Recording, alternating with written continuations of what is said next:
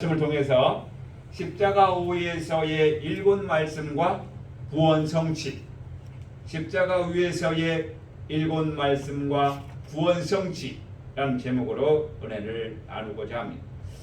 할렐루야. 아멘. 오늘 순환주일 우리 주님의 걸어가신 행적을 따라서 오늘만이라도 저와 여러분도 주님의 마음을 닮아 주님 마음을 시원케 하는 가을 추수날의 냉수가 되길 원합니다. 아멘.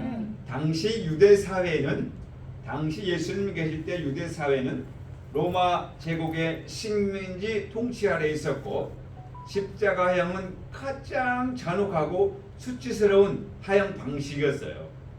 그러니까 많은 사람들이 십자가하면 아주 그냥 눈살을 찌푸리고 돌아서는 그런 형틀이었고, 또 사회가 로마의 속국이었기 때문에 스트레스를 받고 또 그들의 눈치와 감시 속에서 엄청난 힘든 삶을 살았어요.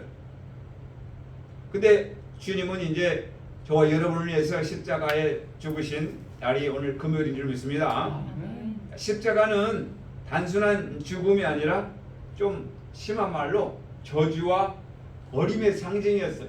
저주와 버림. 신명기 21장 23절 말씀대로 정말 저주와 버림, 십자가 형태, 생각하기도 싫은. 유대인들은 생각하기를 메시아가 오면 어떻게 생각했어요? 정치적으로 해방을 줄 것으로 기대했어요. 너무 힘들었기 때문에 이 로마 속국에서 해방시켜줄 줄 알았어요. 그런데 메시아라고 오신 주님이 그 제자 12명을 입고 다니면서 많은 사람들을 내게 복음을 전하면서 유대인들이 볼 때는 소동을 일으키고 이 사회가 어지러운 때에 메시아인가? 반신반의하기도 하고, 진짜 메시아면 이 우리 로마에서 속국에서 좀 거졌으면 좋겠다, 이런 바람과 함께 그렇게 되길 바랬어요. 그런데 가장 싫어하고 가장 잔혹하고 수치스러운 십자가에서 돌아가시니 얼마나 실망했으며 좌절했고, 믿었던 도끼의 발등을 찍히면 그 도끼를 바라보고 싶겠어요? 버리고 싶겠어요? 당장 버리고 싶겠죠. 아마 배신을 당한 기분? 그러나 저와 여러분을 구원자적인 저와 여러분을 위해 그렇게 구속사의 한 획을 그으신 주님은 저와 여러분을 천국으로 인도하는 큰 위대한 업적을 내려주신 구원의 완성 작품이 십자가고 예수님인 줄 믿습니다. 아멘. 그러니까 십자가는 실패가 아니라 구원이 완성되는 자리인 줄 믿습니다. 아멘. 다른 말로 십자가는 천국의 완성인 형틀인 줄 믿습니다. 아멘. 그래, 천국에 가는 게 즐겁고 기쁘고 행복하게 갔으면 좋겠는데, 사람들이 가장 잔혹하고 수치스러운 방법으로 천국에 들어가니 누가 좋아하겠냐 이 말이에요. 화려하고 자랑스럽고 많은 사람에게 추앙을 받는 그런 길로 갔더라면 많은 사람들도 그 길을 따를 텐데, 잔혹스럽고 수치스러운 길로 가는 길이 천국 길이라면 누가 가겠냐.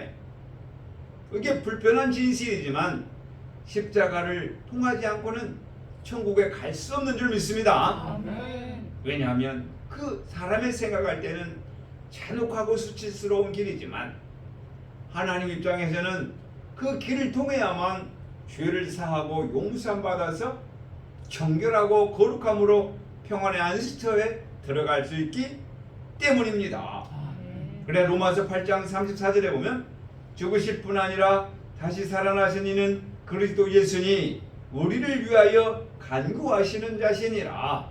아멘. 즉 십자가는 끝이 아니라 저와 여러분의 대신 죽으신 형틀이요, 그 이후에는 부활이요, 그 이후에는 저와 여러분이 예수 그리스도 이름으로 기도함으로, 사람이 말하는 기적, 예수 그리스도 이름으로 기도함으로 저와 여러분이 죄를 사함받고 기도의 응답을 받음으로 천국에 날마다 들어가는 기쁨을 얻는 아름다운 십자가 형인 줄 믿습니다. 그래서 십자가는 겉으로 볼 때는 사형 형틀이고 잔혹한 형틀이지만 그 십자가 이면에 의미하는 그 십자가는 죄를 용서하는 것이요, 그 예수 이름의 빛이 나는 것. 오늘도 우리는 예수 그리스도 십자가를 감사하고 찬양하며 그 길로 한 걸음 한 걸음 나아가 끝임이 아니요 부활의 능력으로 나타나 기쁨 드리는 복된 영혼 되길 원합니다. 아멘. 자, 이 시간은 예수님의 이제 십자가에서 죽으심까지의 과정을 한번 시간대별로 한번 제가 조사를 해보았어요. 예수님이 십자가에 돌아가시는 사건은 언제부터 시작하냐면, 물론 태어나면서부터 시작이지만 사건별로 이제 다급하게 예수님이 십자가에 돌아가시기 전까지의 사건은 감람산에서 이제 기도 때부터 시작한다. 기도해서 하나님, 할 수만 있거든 이 잔을 옮기시옵소서 라고 기도하는 가운데 엘리야와 모세를 만나서 음성을 나누시고, 아마 어떤 성경 구절에는 엘리야가 무슨 말을 했는지 모세가 무슨 말을 했는지는 없지만 모세의 사역과 엘리야의 사역을 보았을 때 걱정하지 마, 걱정하지 마라. 하나님 함께 하니까 내가 이렇게 부활했어, 내가 이렇게 죽음을 보지 않았어 라고 용기를 북돋아주지 않았을까? 아니면 걱정하지 마, 우리가 기도하고 있어, 우리 하늘에서 보고 있어 라고 응원을 해주지 않았을까? 이렇게 생각을 해보았어요. 자, 그러면 시간대별로 사건을 보면 이제 목요일날 저녁 밤 10시에서 12시경 겟세마네 동산에서 기도하는 가운데 이제 유다의 배신으로 말미암아, 입맞춤으로 말미암아 체포를 당하게 됩니다. 그때 기회가 있었어요. 어떠한 기회가 있었어요? 도망갈 수 있는 기회가 있었어요. 십자가 싫어하고 강성구 목사 같은 경우 도망갈 수도 있었을 거야. 아마 지금 같으면 차를 몰고 빨리 주행랑 쳤을지도 몰라요. 예수님은 하나님 말씀에 순종하여 잡혀가셨어요. 이때부터 이제 십자가가 시작되는 거예요.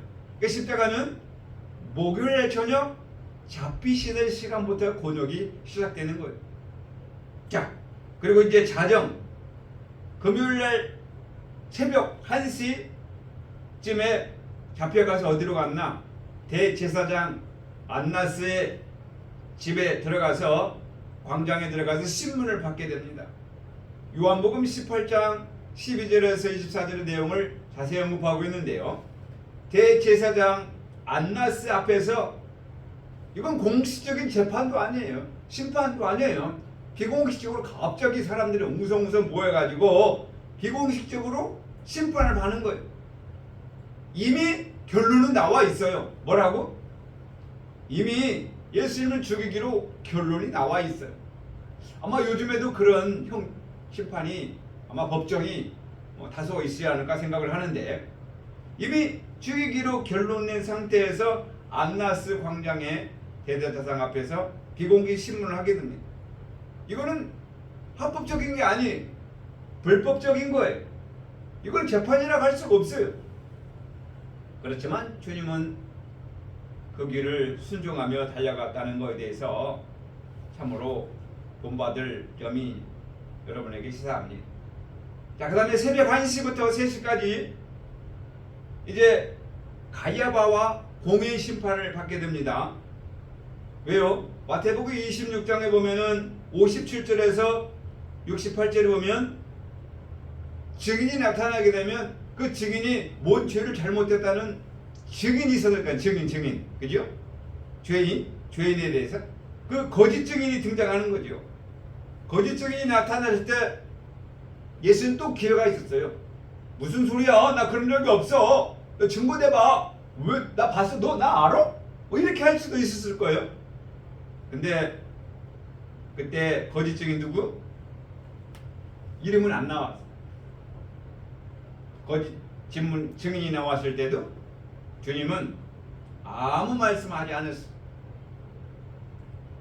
네가 하나님의 아들이냐? 라는 질문에도 아무 말씀 안 했어. 결국 신성모독죄로